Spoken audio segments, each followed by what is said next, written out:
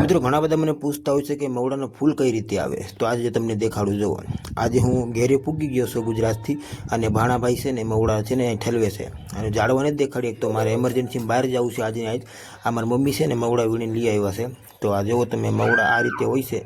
આ હુકાઈ ગયેલા છે, આ કમ્પ્લીટ થઈ ગયા, અને હવે સીધા બાસકામ ભરી લેવાના હોય છે. અને હવે છે ને મસ્તી મજાના સૂકી ગયા.